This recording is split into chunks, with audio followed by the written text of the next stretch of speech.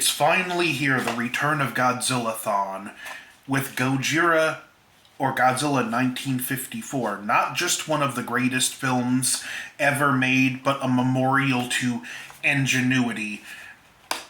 There was a film being made called Beyond the Glory. It was supposed to be an Indonesian-Japanese co-produced movie about World War II, but because of lingering tensions, it fell through. Producer Tomoyuki Tanaka needed to come up with another movie fast to fill a release schedule, and this was born. He got an author, Shigeru Kayama, to do the treatment for the story, and then it started building from there. Effects legend, Eiji Tsuburaya, director Ishiro Honda, composer Akira Ikefube, and it's a film that was just, everything just fell into the right places. Now, up front, I hear people talk all the time about how the first suit was made out of concrete. To my knowledge, it wasn't. For one, how are you going to get concrete even flexible enough to move? I think where this misconception comes from is the prototype suit was made out of latex, a rare and scarce material, as well as a relatively new material in post-war Japan. They got a batch of latex, but it was a very crude grade that cured as hard as concrete. The actor could barely move and quickly passed out. A second suit was made with foam rubber. Now, one interesting touch, Godzilla's textured skin, and I'm not going to show this on the video. If you're curious, look it up for yourself. Radiation burns have a similar look, so his textured skin is because of his exposure to radiation. It's not scales. The film begins with a fishing boat being destroyed. In one interesting touch, the life preserver has a number 5 on it. To most of the rest of the world, that number 5 meant nothing, but if you're watching this in Japan, Lucky Dragon number 5, a fishing vessel that got too close to an atomic test and the crew suffered horrible radiation exposure due to fallout. Not fun fact, horrifying fact actually, but truth, there was a tuna scare in Japan, which is even referenced in the movie, and again, tuna scare may not mean much to us. Tuna is a very big deal in Japan. It's a major food source. It's so important to the point where if a sushi restaurant runs out of tuna, they will close. But the ship gets sunk, a second ship gets sunk, and all we see is a flash of light and the ship explode. Another ship finds survivors and we find out that gets sunk. Now, our primary characters are Emiko Yamane, her father Dr. Yamane, Ogata, and Dr. Serizawa. Emiko is betrothed. She's in an arranged marriage, engaged in an arranged marriage with Dr. Serizawa, but she's engaged to Ogata, who she had fallen in love with. It's interesting because you get this love triangle, but you also get where the 3 participants are mutual friends, and it's a very Ishiro Honda thing to do. Even though Ishiro Honda does embrace traditions, he also recognizes certain traditions, like arranged marriage, need to be done away with. For all the talk I hear about -1, which I love to pieces, but first dramatic Godzilla movie, finally a Godzilla movie where you actually care about the characters and all that stuff, I'm sitting here like, have you seen this movie? It was all done 70 years ago. But again, back to Ishiro Honda, we get his take, his storytelling slant where he has something to say about society and he has something to say about characters. Ishiro Honda could have been very successful just doing, slice of life family dramas, even in All Monsters Attack or Godzilla's Revenge. Like, he's talking, he's got a lot of commentary in there about the state of the Japanese family at that time. But back to the film. A survivor makes it on a raft to Odo Island where he's from. We find out Godzilla is a legend there. Godzilla attacks the island at that night, and the guy who survived on the raft dies. Terrifying implications there. Just like radiation, even if you survive initial exposure, it's going to get you eventually. The people that witnessed it, some of them are brought back to an island, one of which is a young man, teenager, who gets adopted by Dr. Yamane. They all go back to the island. Everything's radioactive. In a nice scene because there's no fear or panic. It's not meant to exploit the fears of radiation. Dr. Yamane finds a trilobite, and then Godzilla's sighted. As they're running off hills, there's a nice effect shot with Godzilla's footprints in the ground, and we get the first reveal of Godzilla, which is a great shot that's really well done. Godzilla's shot at a low angle, and it does make him feel big and opposing. And Godzilla goes to the ocean. We see his footprints on the beach. There's a government meeting, and we see very quickly how much faith Ishiro Honda puts into politicians, because the government meeting quickly devolves into politicians screaming at each other. Aren't you glad those days are over? They use depth charges to try and kill Godzilla. It doesn't work. He shows up and just does a quick walk through town, destroys a train. This is kind of something cool, though, that this shot would be repeated years later. We see people waiting on a hill going towards a shrine looking at Godzilla.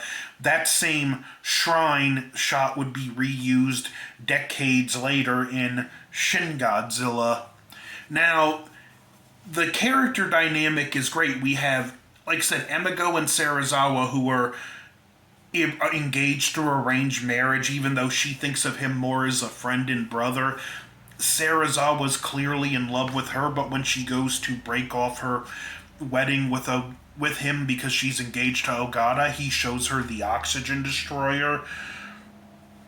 That leads to a scene at the Yamane house where Dr. Yamane, who he's a scientist and this is a dream come true, wants Godzilla to be studied for a variety of reasons. Ogata disagrees and he gets thrown out of the house. So while this is all going on, we have Godzilla. Godzilla finally shows up to Tokyo. There was a plan to use high tension wires to keep him away. Godzilla quickly destroys them and reveals his atomic breath, and we get the death march through Tokyo with just a lot of great haunting shots punctuated by Akira Ikafube's music. There are some shots where if you look carefully, because to keep the set burning, they soaked rags in oil and lit them on fire, and if you look carefully in the flames, you can see the rags, and Godzilla just marches through Tokyo, nothing affecting him. The suit hasn't aged the best, but it's still a haunting and effective scene. When he uses the atomic breath and the city erupts in flames, I can imagine seeing this in the theater in Japan, and if you had lived through the fire bombings, this scene being just so terrifying because it's tapping into something you've lived through. In a single night, Tokyo is brought back to its immediate post-war condition. Godzilla just has a lot of iconic shots of destruction, like when he destroys a movie theater that was the very movie theater the film was premiered in. Just to imagine what it must have been like watching the movie in that theater and seeing the theater you're sitting in get destroyed. His destruction of the Gaia building, the government building, another great, I mean, Dia building, but it was another great shot. That was iconic. Again, Godzilla just, the tanks, whatever they throw at him, it does nothing. And we just see shots of people running, people cowering in fear, a mother cuddling her children, comforting them, telling them, soon we're going to be with your father. This has been pointed out many times. There's no way those kids could have lost their father in the war. And I'm like, for one, it doesn't matter. I believe that's what it's supposed to be commentary on. Two, their father was probably on one of the fishing vessels that sunk.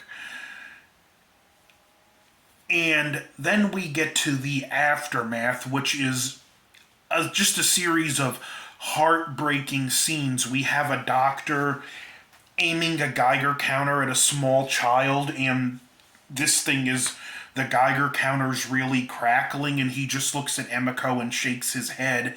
Just, you don't need dialogue, you know from how much noise that Geiger counter's making, and the doctor shaking his head that that kid's not gonna make it. We see the mother that was comforting her kids die, and just the kid just bursts into tears crying for her mommy. Emiko comforts her, and she can't take it anymore. She tells Ogata about the oxygen destroyer, and they go to confront him, and they get into a fight.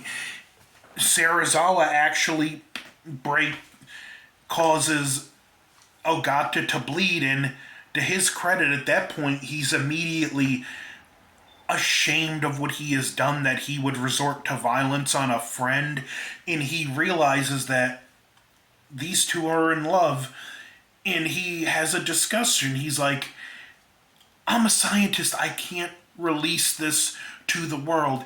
A-bombs versus A-bombs, H-bombs versus H-bombs.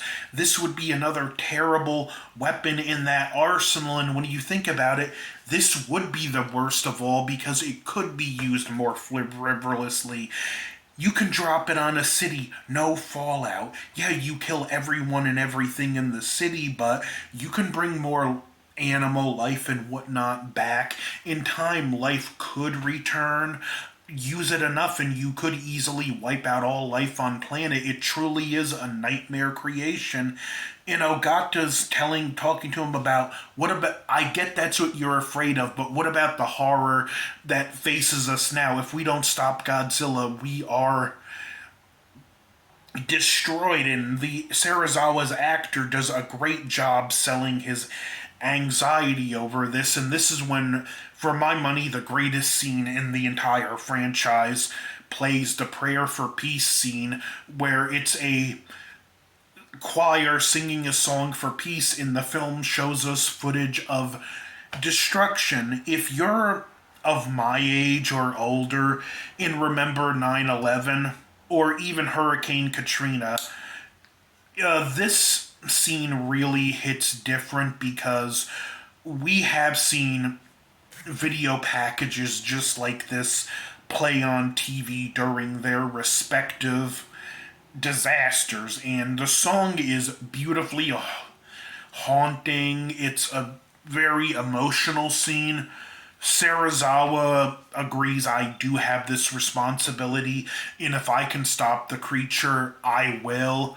He then burns his research notes, effectively ending himself there, and Emiko starts crying, and he comforts her. We get to the final scene where Ogata's going down to deploy the oxygen destroyer, but Serizawa goes with him. There's a little back and forth, but Serizawa's like, I need to make sure I need this right.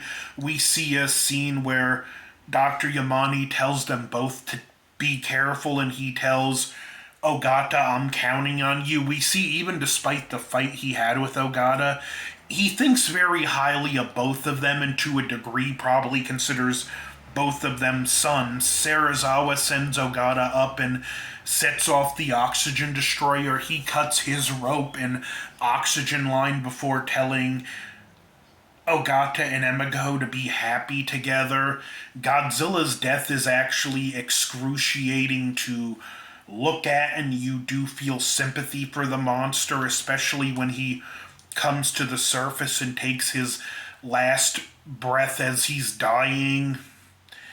Serizawa is dead. Oh God, Dr. Yamane is distraught, and we get a closing monologue of how he doesn't believe God, not monologue, line saying that I don't believe Godzilla was the last of his species, and if we continue nuclear testing somewhere in the world, another Godzilla will show up. We see a final salute to Dr. Serizawa on the ship, and the film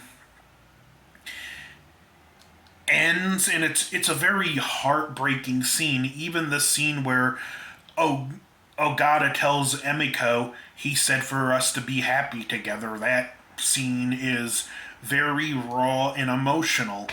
This is a film, yes, with a giant monster destroying a city, but the core of its story is this human drama about the lives of these people who are affected by this unspeakable catastrophe. This film is very much a warning against the horrors of nuclear war. In the representation of the bomb is this unstoppable beast just tearing through a city completely unhindered. Yeah, some of the special effects 70 years later, understandably so, haven't aged well, but it still has great camera work, great performances, a perfect score written by Akira Ikafube, one of the greatest, and an argument could be made for the greatest film composer of all time. Godzilla, or Gojira 1954, is a near perfect movie. I can't give it a high enough rating. It's one of my all-time favorite movies that does and says a lot.